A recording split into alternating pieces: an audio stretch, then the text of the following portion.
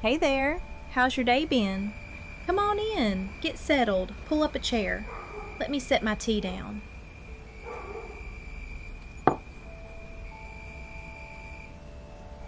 There, I've been waiting on you. It's a real nice evening here. Crickets are out, the cicadas started up about an hour ago, and there's just enough of a breeze coming through the porch screen to move the wind chimes a little. It's that time of year. You know the kind of evening I mean. I've got the porch light on, the kitchen light on too, just the warm one over the sink. The rest of the house is dark. Everything's quiet. It's good to see you, darling. Oh, and honey, you will not believe what happened the other day. I have got to tell you about it. It happened at the Memorial Day weekend lunch. Okay, Sunday's Memorial Day weekend lunch behind First Methodist. I know. I should have called you sooner. I meant to, I really did. Then I got home and Sherman wanted his dinner and I forgot what day it was. Let me back up. I was at the Piggly Wiggly earlier today. Went in for milk, came out with milk, a half-gallon of sweet tea, 2 pints of Bluebell, a head of butter lettuce that I'm not sure why I bought, and a candle that smelled like, well, the label said summer porch, but I think it just smelled like Yankee Candle thinks summer smells like. Anyway, that's not the point. In the parking lot, I ran into Mr. Otis. Mr. Otis. You know Mr. Otis, runs the hardware store on the square. He was loading something into the back of his truck and could not have looked more pleased with himself. I said, "Mr. Otis, what'd you buy?" And he said, and I want you to hear this with the exact dignity he said it with, patio furniture. Mr. Otis, honey, does not sell patio furniture at his hardware store. He buys it. He says he's putting it on the front sidewalk to make a display, to attract customers.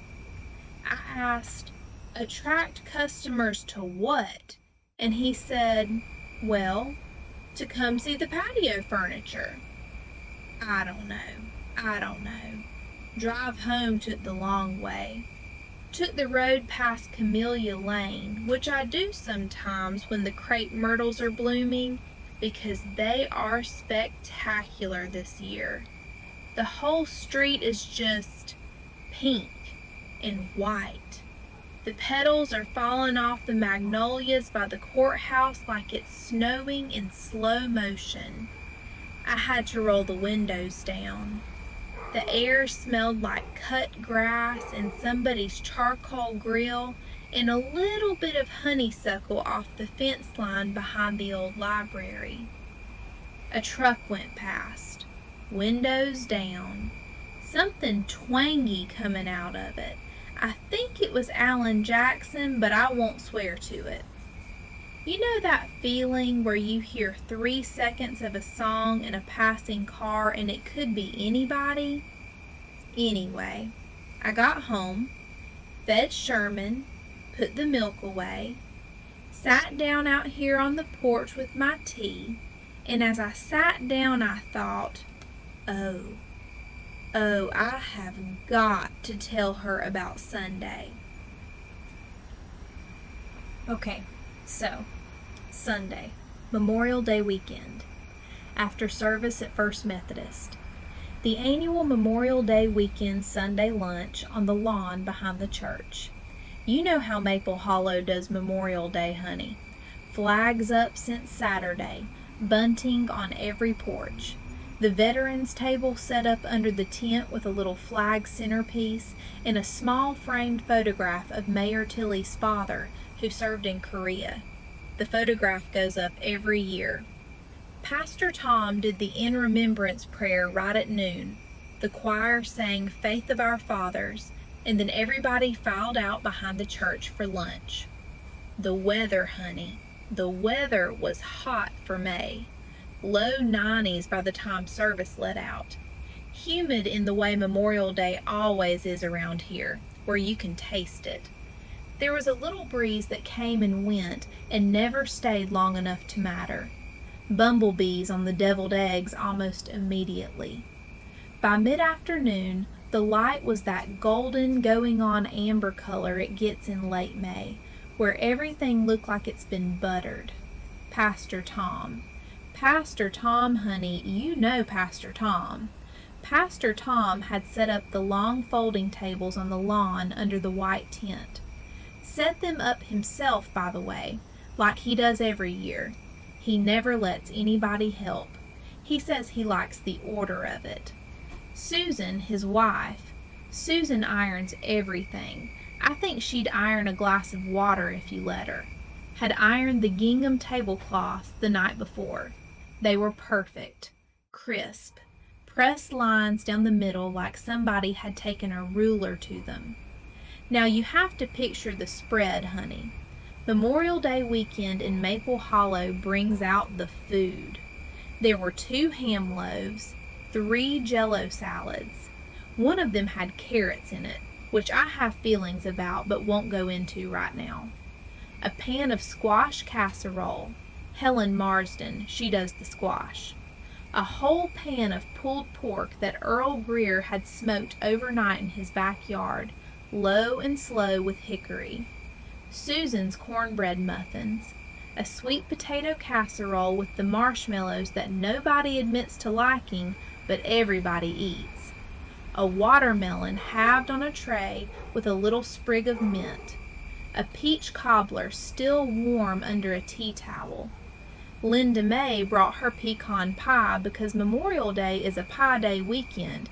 Strawberry shortcake from somebody whose grandmother's recipe I do not know, and that's a question for another night. Deviled eggs from no fewer than 4 households. 4. We have a small church. And Miss Eula, the oldest member of First Methodist, 84 years old, sharper than anyone gives her credit for. Miss Eula brought banana pudding in her grandmother's cut glass bowl, the crystal one, the one she only brings out for socials. So I got there. I got my plate. I got my sweet tea. I found a seat near the back of the tent because I like a good view, and I sat down to chat with Marlene Crockett. Marlene was going on about her bunions. I love Marlene, but she will tell you about her bunions for 45 minutes if you let her. So I was watching the line at the food table for a distraction. And then, honey, late, of course, in a flutter, in walked Cherylynn Tate. Cherylynn. You know Cherylynn. 3 boys all under 10, brick house on Magnolia, married to Brent Tate, the dentist. Sweet girl. Always a little overwhelmed in the very specific way of a woman with 3 boys under 10 on a Memorial Day weekend. Cherylynn walked in carrying a bowl, with her middle boy already trying to climb the church sign behind her. A vintage pink Pyrex bowl. The kind that goes for $90 at the antique store on Magnolia. The kind people put on the shelf and don't actually use. Pink, with the little white pattern around the rim.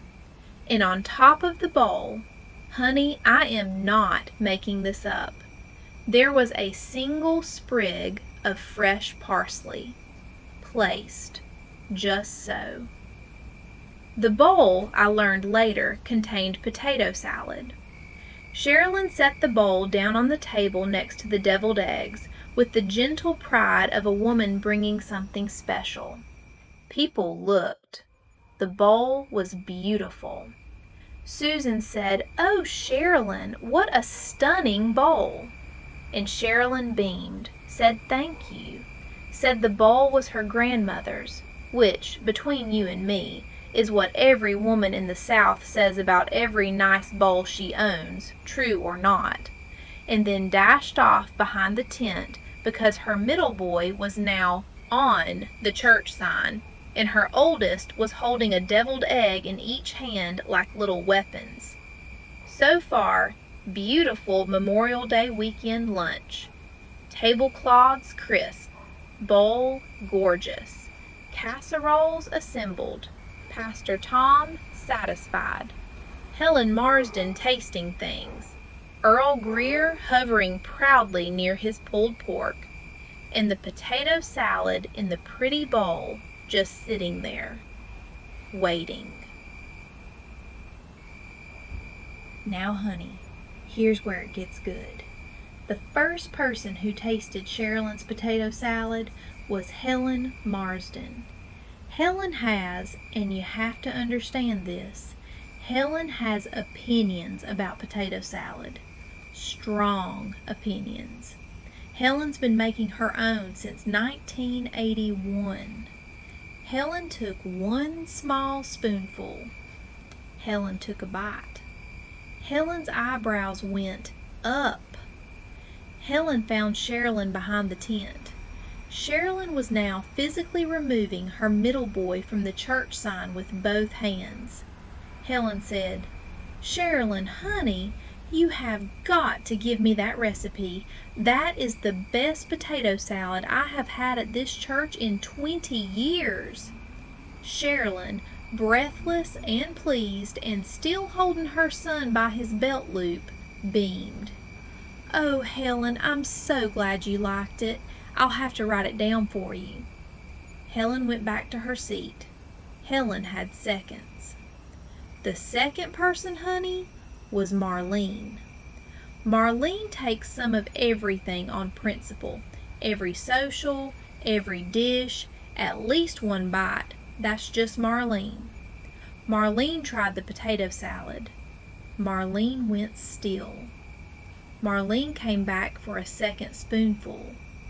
Marlene then found Cherylynn at the lemonade station, where Cherylynn was now wrestling a small, fussy person who I believe was her youngest. Marlene said, "Cherylynn, sweetheart, what's in that?" Cherylynn, still beaming, hugging the fussy youngest, "Oh, bless your heart, Marlene, it's nothing fancy. I'll get you the recipe next Sunday." Marlene returned to her seat. Marlene had thirds.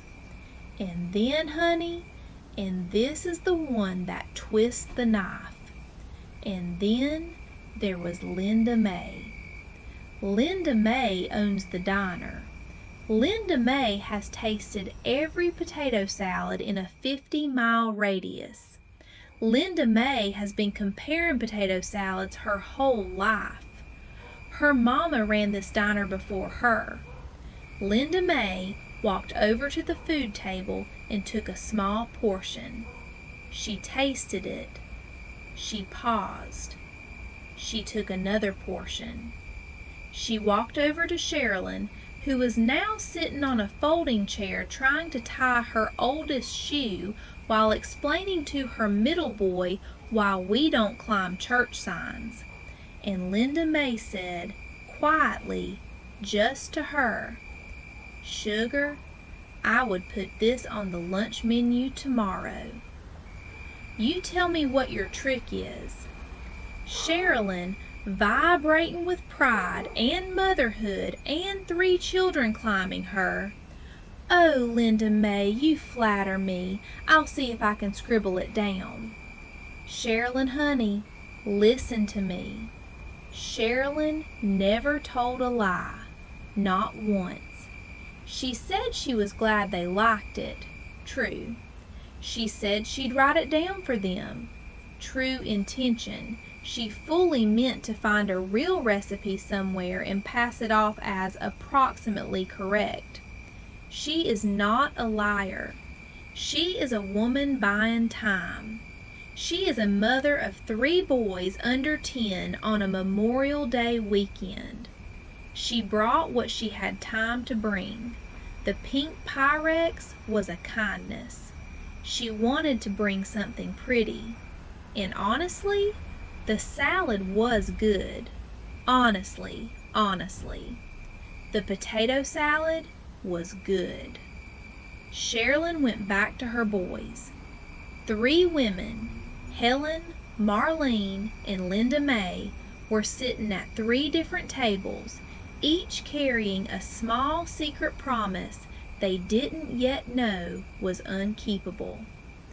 The potato salad bowl was now half empty. People were going back. The luncheon was a hit. And Birdie, honey, Birdie was just walking up to the iced tea station. Birdie. You know Birdie, right?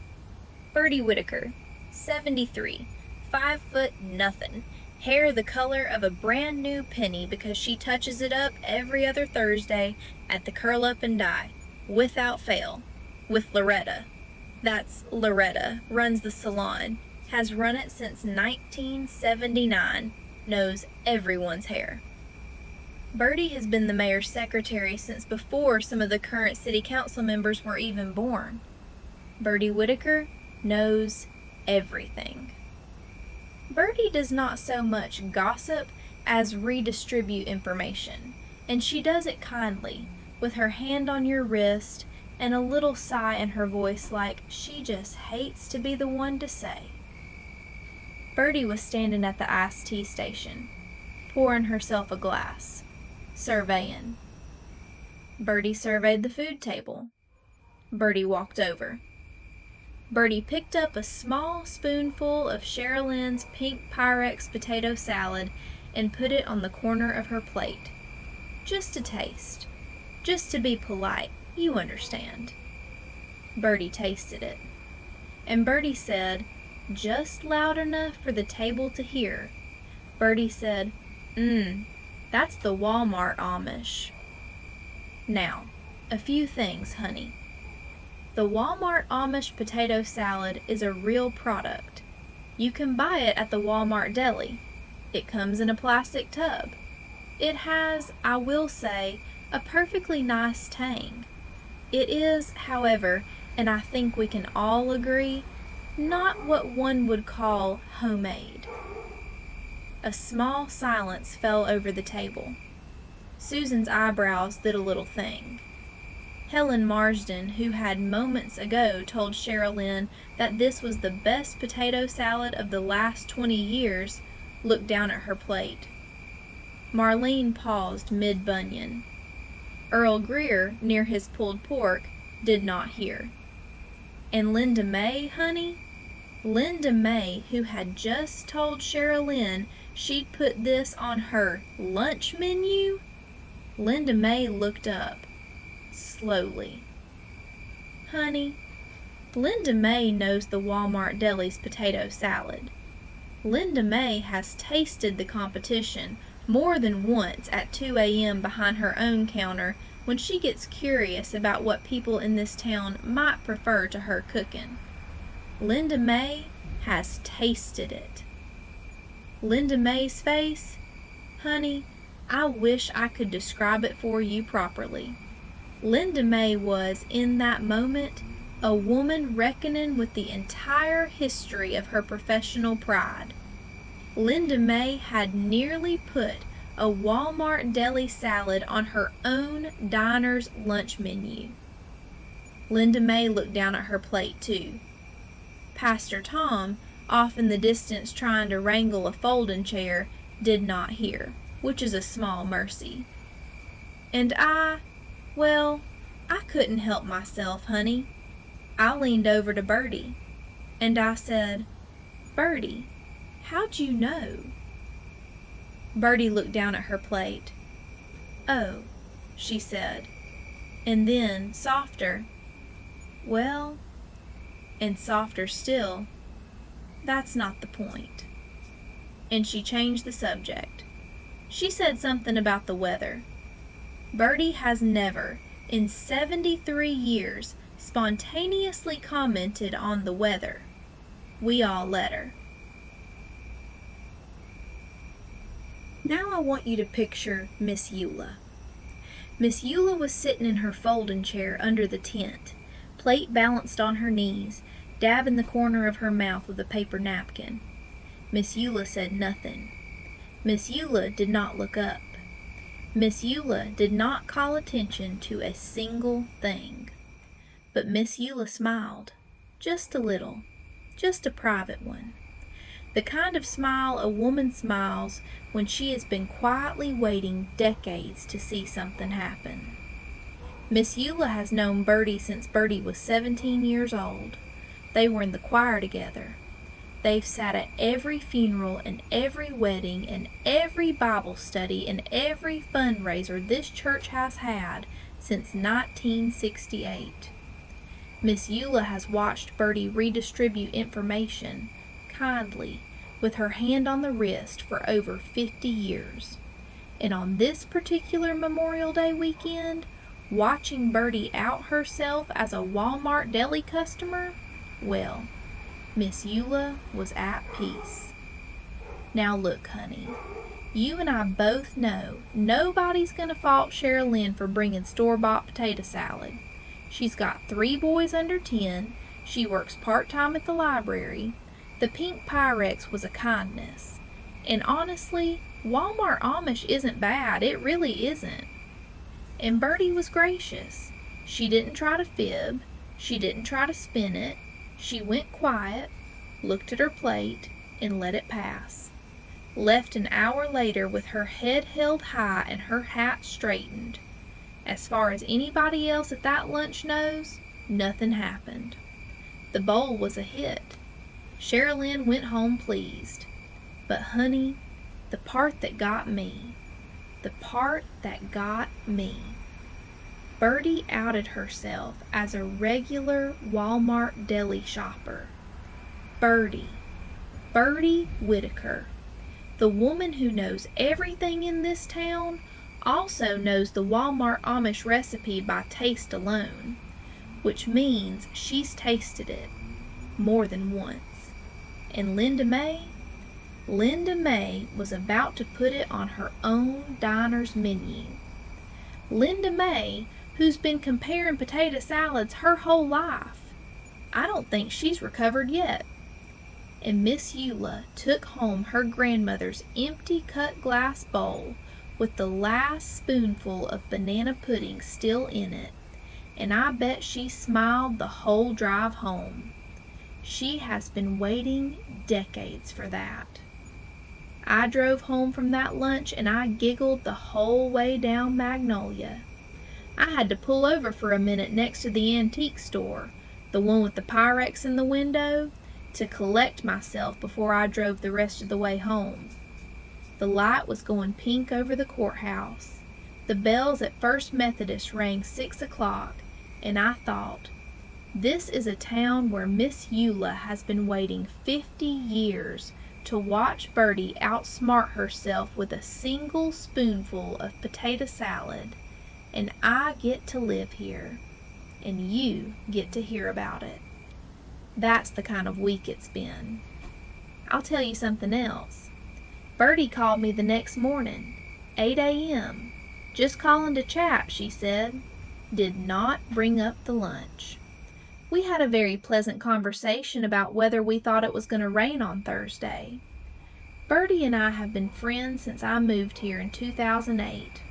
I think, and I will not say this anywhere but to you, honey, I think Birdie knows that I know.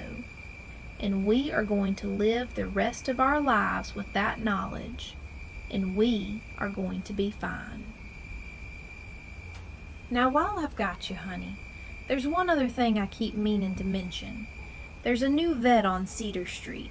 Took over old Doc Murphy's practice.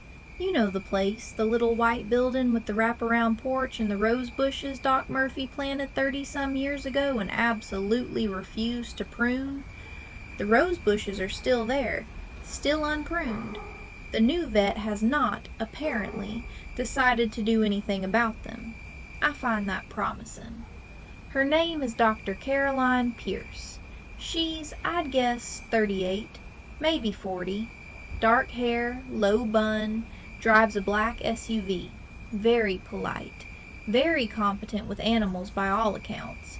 Marlene Crockett took her terrier in last week and said the dog liked her, and Marlene's terrier hates everyone. She lives by herself in the old Hartwell place out on Riverbend Road. She moved here from, and this, honey, is the thing. Nobody can agree. Linda May over at the diner is convinced she said Charleston. Birdie swears Nashville. Mr. Otis at the hardware store, when I asked him last Tuesday, said she said Boston. Now Mr. Otis also sold her a snow shovel back in March, which I find peculiar in itself. But well, Mr. Otis says a lot of things. She came to the Memorial Day weekend lunch on Sunday too, actually. Stayed 45 minutes. Was very polite. Complimented the deviled eggs. Had one deviled egg. Did not have any potato salad. Which, honey, tells us nothing. But I'll keep you posted. Well, I think that's about all the news fit to tell tonight. The porch light's on. The crickets are out. It's a real nice night.